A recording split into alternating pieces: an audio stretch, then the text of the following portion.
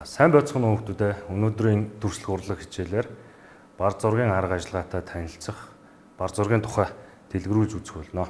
Бар зураг нь гравюр гэсэн Франц үгнээс гаралтай. Оросоор гравюра гэх ба зураасан зургийн нэг төрөл юм. Анх Хятад улсад үүссэн гэж үздэг.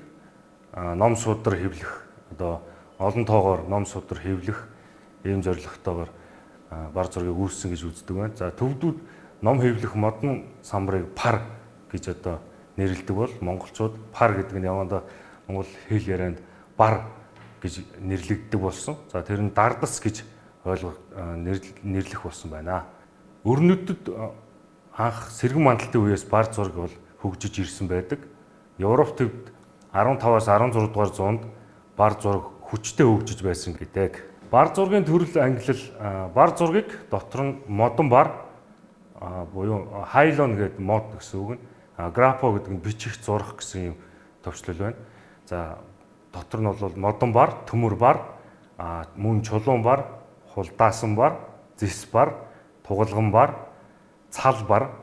Цал бар нь бол шунхан буюу улаан өнгийн дүрслэлээр зураасаар дүрслэгддэг ийм бар зургийн бас нэг төрөл байна.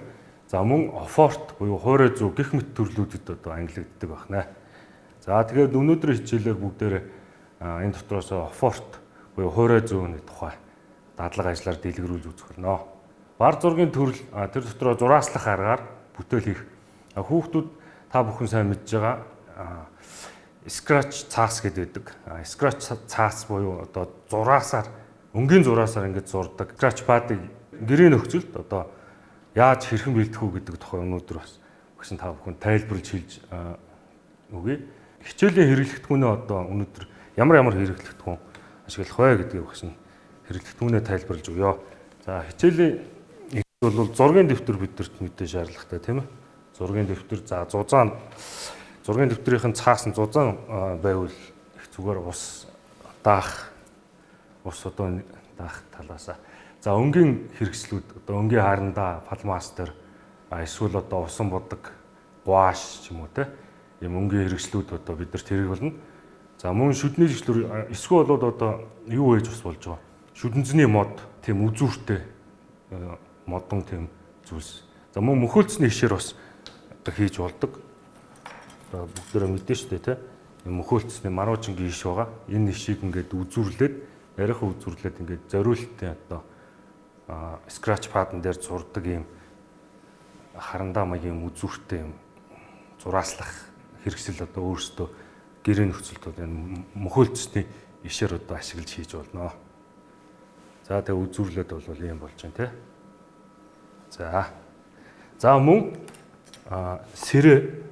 За мөн юу шингэн сон эсвэл аяг тав угаагч фэригэд шингэн байдаг те.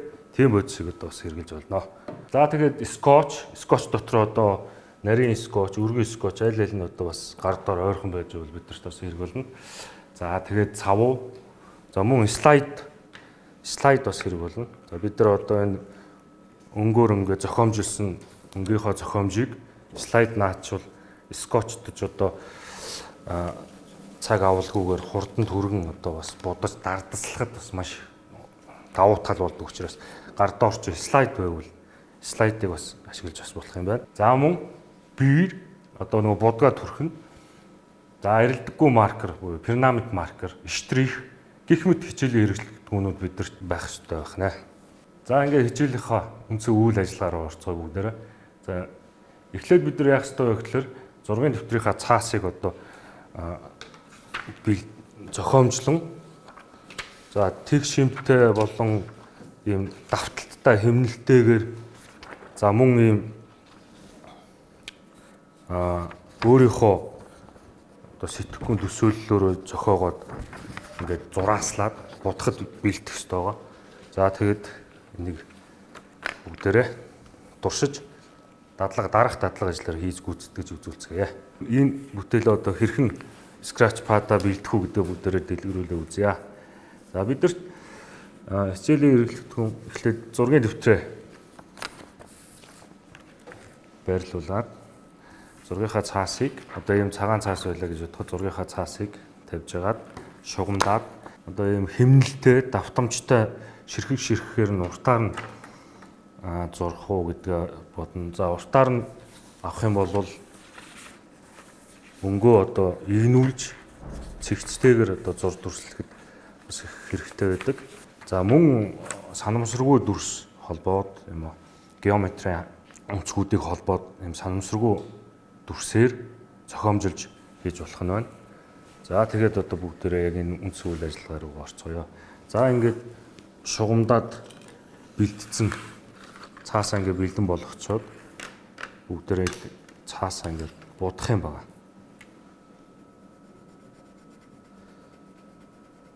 За өнгө алгалуулад цэгцтэй сайхан ингээд жигдхэн нэгэн хэвийн даралтаар тод алгалуулад будна гэсэн үг.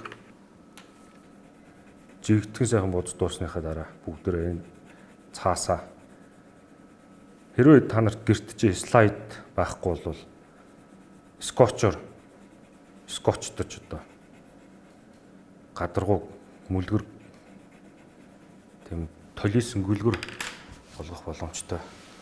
За бид нар энэ дэвсгэртийг жигд сайхан тод бод гаргацтай бодсноор бол одоо бидний зураг маань бидний хийх гэж байгаа үйл ажиллагаа нь үндсэндээ энэ цаатлынх нь өнгүүд нь ингэж гоё алгалж харагдах юм байна. За ингээд энэ хэсэгт нь ингээд ногоон, цайвар ногоон, улбар шар, улаан, цэнхэр гих мэтчлээ юм тод хурц өнгүүдээр мөн энэ зарим газрын завсрын өнгүүдээр ингээд жигдгэн оруулаад өгөх юм бол уг бүтээл маань их гоё болдог учраас бүгдээрээ энэ цаатлынхаа будж байгаа дэвсгэрт их гоё жигдгэн тод будж өгөх хэрэгтэй байна. Будад дуусчаад энэ будад дууссан дэвсгэрт та нарт гэрт чи одоо слайд байвал слайд ингээ бэлэн тавиад слайдаа тавьж жагаад хүрээлээд слайдаа тавьж наагаад дээрээс нь хар өнгийн гуаш одоо тусгай бэлтгэсэн юм хар өнгийн гуашаараа шингэнээрээ будаж хатаагаад тэгээд дараад нь мөхөөлцсөний ишээрээ ингээд зурааслаад ингээд зурх юм байна. Тэгэхээр одоо бүгдээрээ гэрт тэр болгоо слайд байдаггүй. Тэгэхээр яг хөөхөр зэрэг энэ бэлдсэн дэвсгэртээ одоо скотчор бас скотчтож скотчор ингээд гадаргууга мүлэлгөөд нааж болно. За энэ скотчор нааж байгаа шалтгаан нь юу вэ гэхээр бидний энэ бэлдэж байгаа шингэнд бас найрлага шингэнд их юу байгаа учир байгаа. Тэр нь яд өгөхлөөр цавуулаг тийм шин чанартай. Тэгээд гүлгэр гадаргуун дээр хацсныхаа дараа дээрээс нь зураасалж явхад бол маш гоё гүлгэр тийм зураас нь одоо жигд сайхан тийм хот зураас гарч ирдэг. Тийм болохоор бүгдээрээ энэ үйлдэлээ цэвэр нэмба сайхан цэвэрхэн гүйцэтгэлтэй хийцгээгээрэй. Энийг заавалчгүй өнгийн хэрэгсэл ч юм уу тийм одоо будах шаардлага байхгүй. Өнгийн цаас хайчлаад за мөн компьютероор хэвлээ тэр цааталт нь байгаа дэвсгэртээ бас жигдхэн сайхан болгохын тулд өнгийг сайхан жигд компьютерийн програм ашиглаад хэрэглээний програмуудыг ашиглаад сайхан будаад тэгээ будсныхаа хэвлээд тэгээ хэвлснийхаа дараа мөн гаргаж ирээд ингээд скотч. За гэрийн нөхцөлд бол ингэж хийж бас болдог байх нь байна. Энийний дараа яах вэ гэхээр бүгдээрээ шингэнэ бэлдэх хэрэгтэй байгаа. За биднэрт шингэн савн мөн шингэн савн байхгүй бол орлуулад юу бас ашиглаж болно. Аяг тавг угаагч шингэн байдаг. Фэригээд тэрийг ашиглаад бас ингээд найруулж болно. За багш нь энэ найруулах дарааллын бүхэнд үзүүлээ. За ахуй нөхцөл энэ шингэнэ бэлтгэх юм ундааны сав. За мөн энэ жижиг өөр заавалчгүй хар өнгөөр энэ дэвсгэртээ будах шаардлагагүй. Олон өнгийн гуаш орлуулж болно шүү дээ. Бас мөн нөгөө Монгол зургийн арга техник байдаг. Тэрэнд одоо яд вөхөр жишээлбэл нагтан зураг зурхад арталтаа хар дэвсгэртээр шар зураасаар зурдаг штэ. За мөн яг тэрнийг илэрхийлж гаргыг гэвэл одоо юм шар өнгийн цаасыг мөн ингэж тавьж байгаа скотчдод артлынх нь зузаан фактор юутай зузаан ийм цаас зургийн одоо баатам цаас, битээ цаас байвал битээ цаасан дээр ингэж тавьж наагаад дээрээс нь скотчоор юм уу слайдаа тавьж бүрээд тэгээ одоо энэ хар өнгийнхөө шингэнээрээ бэлтгэсэн шингэнээрээ дээрээс нь ингэ давхарлаа будах хэрэгтэй байгаа маа. Будж агаад нагтан зургаа бас илэрхийлж гаргаж болдог байгаа. За тэгээ бүгдөө одоо хоёр дахь алхам руугаа шилжиж байгаа. За энэ алхам маань юу вэ гэхээр зэрэг шингэнэ бэлдэх маш чухал зүйл бол бидний энэ гүлгэр гадаргуугаа ямар нэгэн одоо зориултаар хэрэгжилж болох уу гэдгээс хамаарат өнгөө сонгоод багш дөрөв хэлсэн шүү дээ. Заавал хар өнгө байх албагүй. Улаан, цэнхэр ч юм уу те өөртөө дуртай өнгөөр ингээ шингэнэ бэлдэх хэрэгтэй байгаа. За энэ шингэнийг бэлдэх орчинд юу байдаг вэ гэхээр зэрэг шингэн савн, за мөн аяг тав гувах шингэн фэри гэх мэт ийм хэрэгслүүд ашиглаж болно. За одоо багшны шингэнийг бэлтгэх дарааллыг та бүхэнд харуулъя. За ингээ гарын шингэн савн, за мөн аяг тав гуугаач фэри нутгаа ингээд савнда хийчихэд за багш нь хар өнгийн гуашийг юм шахдаг гуаш байвал зүгээр нөгөө таг нь эргэж онгодог хуурай гуаш маань бол одоо бас нэг өөрөө шингэн биш учраас холилдоход бас төвхтэй байдаг тийм ээ. Тийм учраас юм шахдаг гуашийг ашиглаа багш та нарт шингэнээ хэрхэн бэлдэх вэ гэдгийг тайлбарлаж үзүүлье. Гуаш нэг 40% та шингэн савн маань нэг 60% байх ийм орц байвал их зүгээр. За тэгээд ийм нарийн савх модор ч юм уу биернийхээ хашээр холиод хутгаад ингээд шингэнээ бэлдэнэ.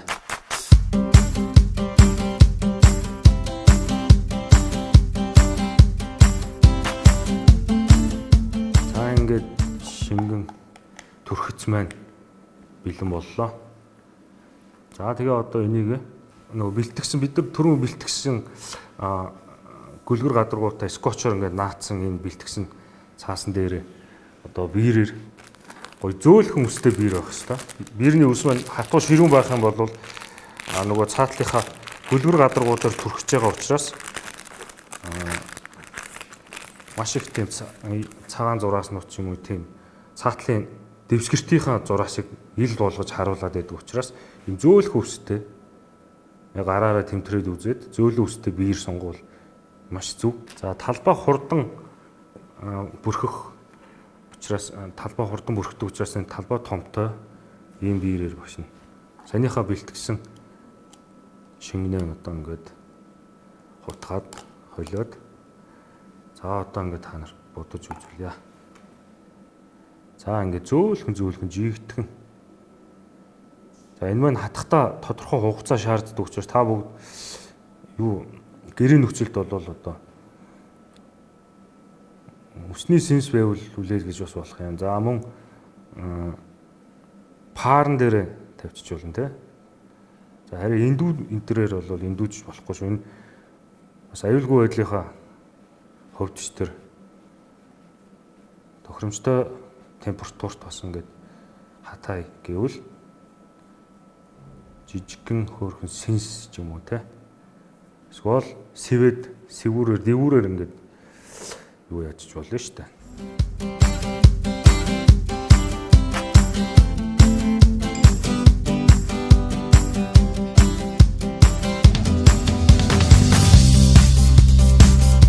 За гарын ойрхон ийм жижигхэн хөөрхөн сэнс байдаг те. Ийм сэнс байвал за мөн өсний сэнс байсан болно ингээд үлээлгээд ингээ хатах ингүүл маш хурдан хугацаанд хатдаг байгаа. Дэвсгэртээ бодож дүүргэж бэхэлчээд тодорхой хугацааны дараа хатаад эхлэхээр за энэ дээр өөрсдийн хүсэл сонирхлоор ямар ч сэдв байж болно. За энэ дээр багш та нарт сансар огторгон холбогдолтой нэг зураасан зургийг дүрсэлж үзүүлье.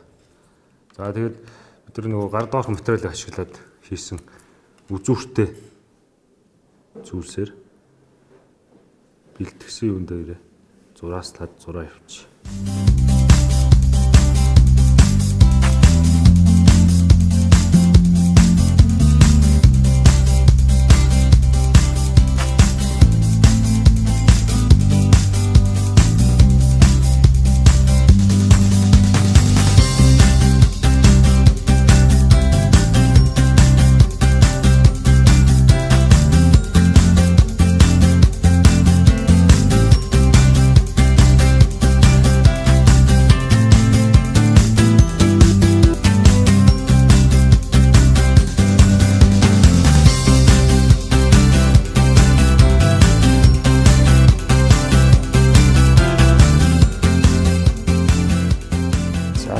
Бидний өнөөдрийн хийсэн бар зургийн техник энэ нэг төрөл болох одоо хуурай зүү гэж ярьдаг фортыг скретч падыг гэртээ хэрхэн бэлдэж хэрхэн одоо өөрийнхөө бодол төсөөллийг одоо илэрхийлж болдог вэ? Ямар бүтээл одоо гарч болох нь вэ гэдгийг одоо туршиж хийж үзлээ. Тэгэхээр гарын доорх материалыг ашиглаад ийм хөөрхөн бар зургийн нэг төрөл болох скретч пад буюу зураасан өнгийн зураасаар зураалтыг ийм төрлийг үзлээ. За энийг гэртээ бүгдээрээ туршиж хийж үзэх хэрэгтэй. За мөн слайд байх юм бол энийг өшөө яах вэ гэхээр зэрэг слайдаа дээр нь тавьж агаад за багш нь энэ дээр нэг зөвхөн ганц хэсгийг л үзүүлчихье тийм ээ. За яг энэ дээр ингэж тавьж агаад арилдаггүй маркер байдаг шүү дээ. Перманент маркер гэдэг энэ дээр бичигтэй байгаа. Нэг талдаа юм нарийнхан, нөгөө талдаа юм өргөн. Ийм маркераар слайдн дээр ингэж давхар тавиад түрүүнийхөө зураасан зураасаа тодруулаад ингэж авчдээ.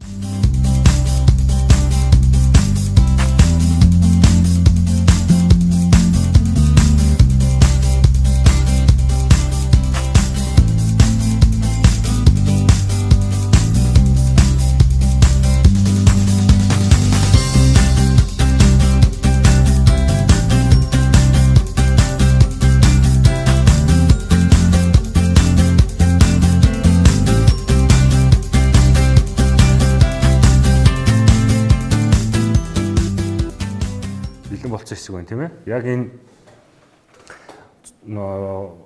зураасан зургийнхаа хэсгээс одоо слайдн дээр арилдаггүй маркераараа ингээд давхарлаа зураад авцсан байгаа. За тэгээд түрүүний урьдчилан бэлтгэсэн өнгийн цаасан дээр ардуур нь энийг ингээд явуулаад үзэх хэрэгтэй байна.